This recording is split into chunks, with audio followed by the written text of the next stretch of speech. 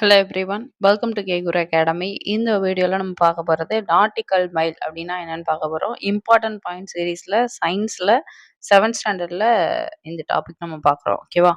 So nautical mile அப்படின்னா என்னென்னா வான் மற்றும் கடல், அதாவது வான்வழி போக்குவரத்தாக இருக்கலாம், இல்லை கடல் வழி போக்குவரத்தாக இருக்கலாம்.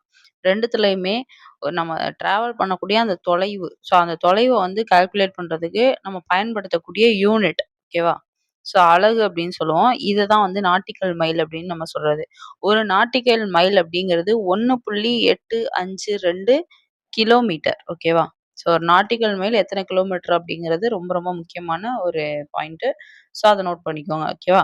அண்ட் அது நாட்டிக்கல் மைலுங்கிறது ஒரு யூனிட் அப்படிங்கிறதையும் தெரிஞ்சுக்கோங்க.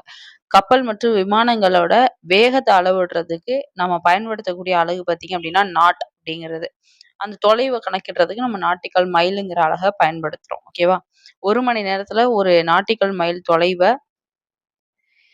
இந்த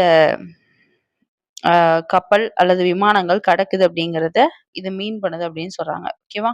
ஸோ இந்த தகவல் யூஸ்ஃபுல்லா இருந்திருக்கும்னு நம்புறேன். அடுத்து வேற ஒரு தகவல்ல பார்க்கலாம். Thank you.